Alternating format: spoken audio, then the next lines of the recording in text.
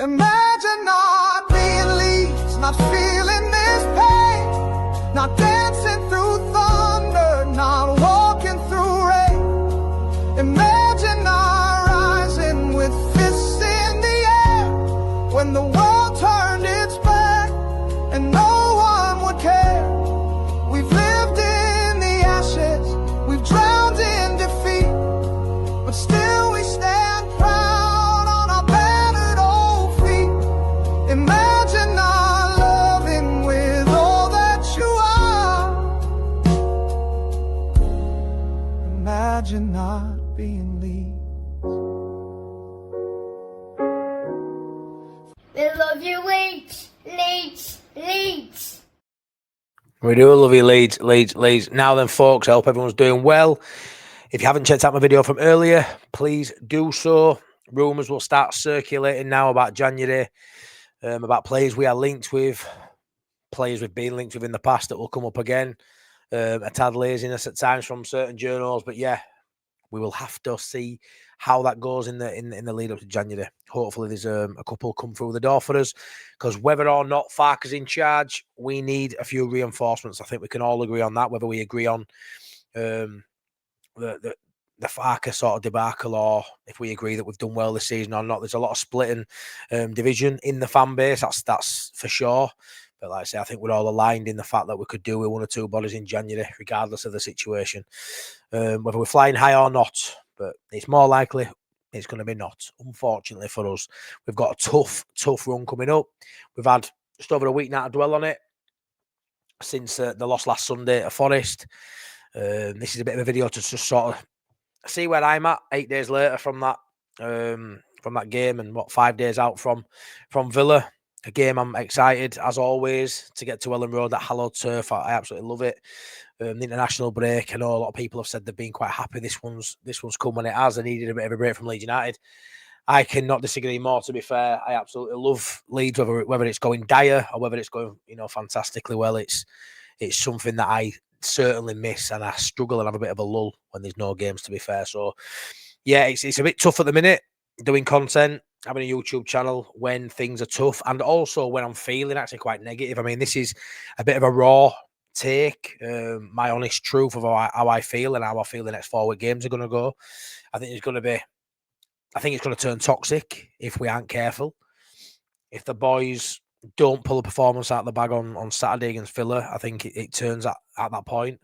And I think, the small minority of fans that still want Farke to stay, which it is a minority now. You are talking probably 20-25% of the fan base are still for him. I've seen that on a poll I've done with a couple of hundred votes on that. That were pretty much the support he had, which is a shame.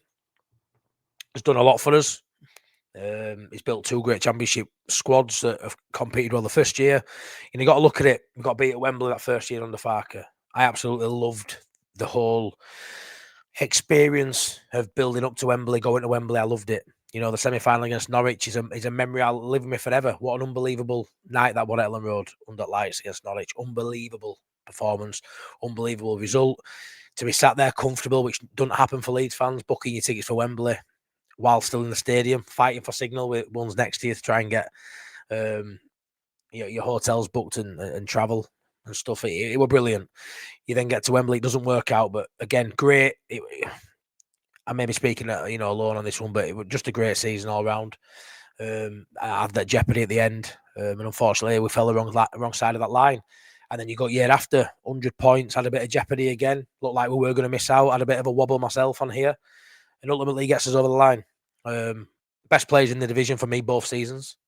Arguably, we had a better side the first season. With Archie Gray, Georgie, and Somerville, we lost them 3 going into the year after, and recruited really well, and he'd done really, really well, and gets us up at that second bite, and 100 points champions, amazing feat. I think so far this season, in the 11 games we've seen, it's proven to me that championship is his level, like 100%. I think if he were to lose his job now, and there were 20 championship jobs up for grabs, 24 championship jobs up for grabs, he could have his pick. I think he'd walk into any side in the championship and be the be a great manager for them, in my opinion. Especially the ones at the top end of the table where he's proven, to be fair. He's proven at the top, if he's got the best players, which sounds a little bit obvious, a bit trivial, but given the best players in that division, let him build a good squad, and he'll do well. We've seen it with Norwich, built a great squad there, and he did it with Leeds as well. So Premiership level, you add up all his games, and I think he's got a 15% win percentage between Leeds and Norwich. It's not great. The context is the money spent, the squad, the players that he had not being backed, etc., etc. Although he's been backed at least to a degree. He didn't get everyone he wanted, granted, but I do think he's showing now a lack of tactical nous for me. And regardless of player and personnel, I think his tactics would stifle, even a better squad for better terms of purposes. For me, I don't think he's of this level. And I think that's been seen in previous seasons when he's been at Leeds, he's been at Norwich, doing well at the top of the table. And ultimately, every season, these low-end Premier League managers sort of get sacked from the club, and he's never been running for that job. We've seen McKenna when he were at the season that came up with Ipswich, flying high, gets linked with those jobs. We've seen Edwards leave Borough, who were doing really well, and go to Wolves. He doesn't seem to be linked with these jobs when he's in the Championship. But if he loses his job at Leeds United this season, which in my opinion I think he will, which is a shame, but I think that's just the way it'll go. I think at some point he'll find himself in the Championship, potentially doing well again, because that's what I think his level is. There's a lot of players like that too, brilliant in the Championship level, not too good at Premier League level, and I just think that's just down to his tactics for me. He hasn't shown enough adaptability. He's shown some, more than I thought he would. But what I'd say is he's reverted to type. He's reverted back to what he knows. It's like a boxer going in with a new game plan, and as soon as you get hit in the face, you revert to type. It's quite difficult sometimes to change, especially when you've got a stubborn sort of personality, which I think he has. Giving the best footballers, and he'll play a brand of football, which, if he's got technical players, will suit him and his players, and he can get results. I think give him a less technical player, which is where I'd say this squad is. Definitely a lack of technical ability. You've got some in there, don't get me wrong. Your Okafors, your Tanakas, there's players in here who can play ball. It's not a poor side with with no quality at all. It's got quality in there, but not enough, I don't think, compared to our rivals and the rest of the division, for Farke's tactics to work. Possession-based football, slow build-up, really, really laboured at times. It's just not the tactics we need. For me, with the squad we've got, I think you've seen in maybe 50% of the games, to be fair, when we've got some great performances, it's been more direct, playing up to the big man but getting bodies in and around. We've had some really good performances and really good results off the back of it. And then the last four, he's reverted to type. He's literally reverted to type. It's like, I don't know, is he not enjoying the decent performances because it's not the way he usually has his sides play?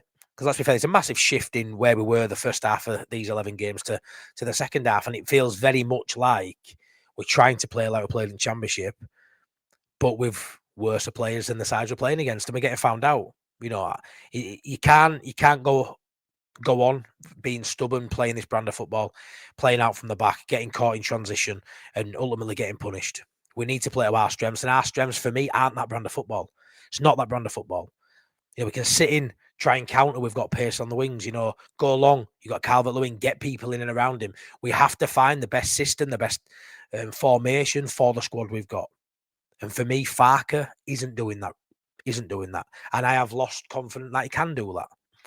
So, 4 huge games coming up. Villa, City. Villa at home, City away, Chelsea at home, Liverpool at home.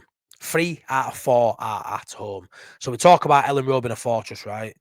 This is where it will prove it, because you can't get away from the fact that you look at the 4 sides and go, if I want to say 3 points, there'll be some fans bite your hand off because there's a massive chance we get none. But if we lose, if we don't pick up enough points in these 4, when 3 of them are at home, the whole point per game ratio gets totally just kiboshed at this point. This is where it's been very misleading. 11 points, 11 games sounds great, but now that means you've got to maintain that. We've got to get 4 points out of these 4 games. Is it possible? I do like to think anything's possible in life. Is it likely though? I'd say not. I mean, the honest truth from my point of view is I think we draw against Villa. I think we get hammered at City. I think we can potentially draw against Chelsea. And I think we get well beaten against Liverpool. So I think, I mean, at best, maybe we'll pull off a miracle and get a win against Villa. But I don't see us winning any of the other three.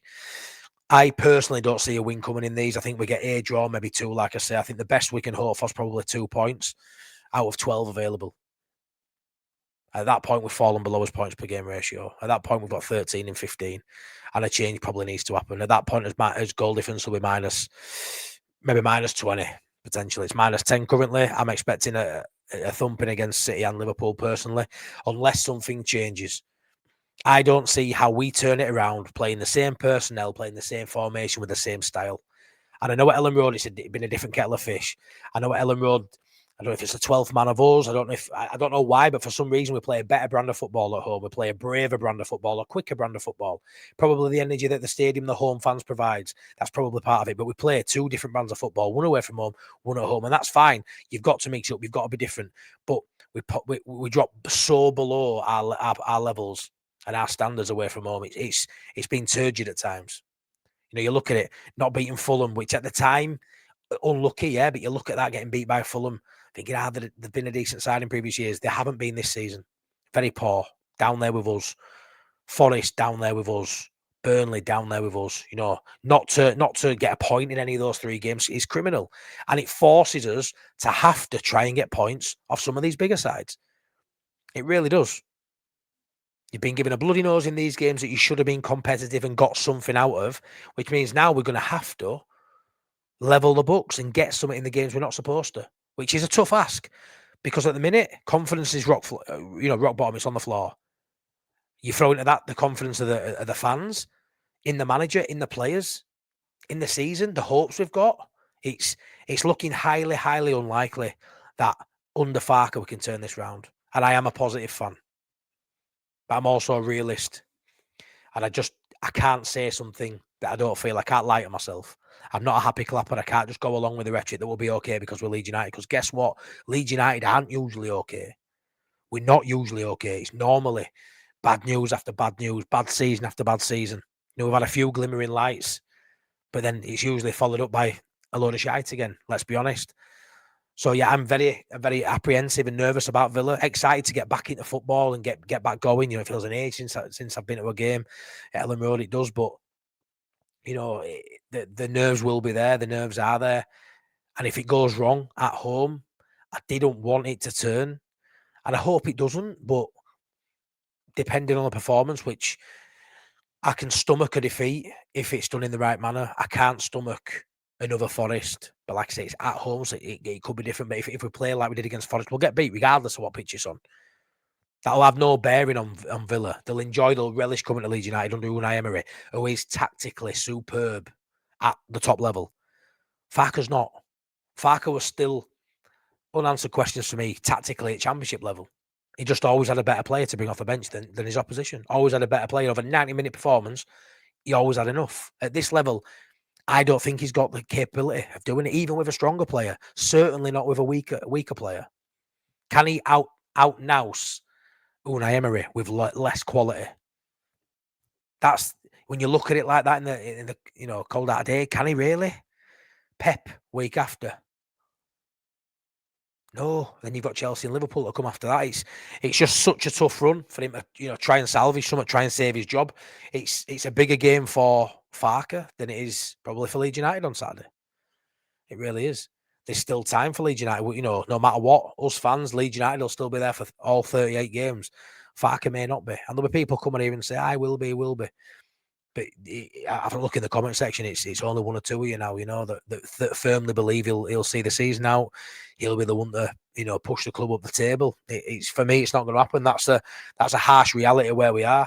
And I would love nothing more to come on here for the review over the weekend and say, phenomenal performance. Well done, Farke. You got your subs right, you got your team right. But something's got to give. I want to see Willie Gnonto back in his side.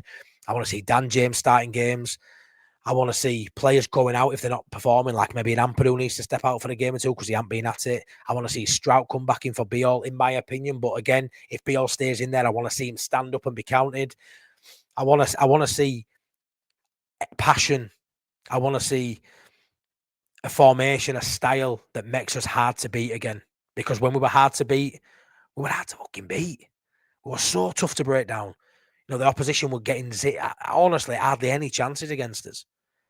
I want to see us be ruthless if we go in front. I want us to go get that second and third, not sit in and hold on like we did against West Ham and concede late on. Not like we did at Fulham, accept 0-0. We're happy with this and concede a late goal. You know, we have to stay switched on. The goal at Forest straight after we scored, that's a lack of concentration, lack of discipline from the boys. The late goal against Bournemouth, the late goal against Fulham. These late goals and goals at, you know, poor times because of poor decision making, a lack of effort and a lack of, you know, just staying switched on in those key moments at that top of the game. You can't afford to switch off for a second, and the players are culpable of that. But between a side that is one of the worst in the division, with a manager that is statistically the worst in the division at this level, have they got enough fight to get out of this rut we are currently in? And if we're not, we'll find ourselves in bottom three in the coming weeks. And when you're in there and the rot sets in, it can be very hard to get out. And then you're relying on a January where we're going to have to spend and hope people want to come to Leeds who are fighting to stay in the division. Potentially a managerial change, which shows his upheaval, and it's not a nice place to be currently. Something has to change, and maybe a win on Saturday can change the whole rhetoric of how the season's going. And I hope to God it does. I hope it does. But yeah, for me, in this run of 4, I think the best we can hope for is a couple of draws, and I think there'll be a couple of hammerings in there, which is going to do no one no good. And for me, as soon as we fall below that point per game ratio, he's gone for me. He's gone. I don't think personally he sees a Liverpool game, in my opinion, which will be a shame. And like I say, if that happens, it's probably turned toxic at that point, and it'll be a shame. But I'm hopeful we can get some at Saturday with it being at Ellen Road, but I don't hold my breath. But yeah, that's sort of my honest feelings and take on the season, how I'm feeling right now. I hoped as the week had gone on, I'd feel better, and maybe I will come the weekend. I'll probably predict us to win like I usually do come Saturday. But they're my honest feelings. It's a tough month coming up for Leeds United. It really is a really, really tough couple of months, to be fair. Coming into the festivities where everyone should be having fun and enjoying themselves. Hopefully Leeds United allayed us with that. But yeah, let me know your thoughts in the comment section below. Let me know how you feel. Are you getting more confident as the week goes on? Are you feeling more nervous? Are you totally just gone in terms of any optimism because Farke's still here, which a lot of people hope there'll be a change, and there hasn't been a change. We go into Aston Villa with Farke, with the players we've got. Do you think there's enough fight? Do you think there's enough talent? Do you think there's enough quality there to get a result against Villa and beyond? And do you tip Farke to see these 4 games out? Love to get your thoughts in the comment section below. Take care, everyone. Please like, please subscribe. Bye-bye.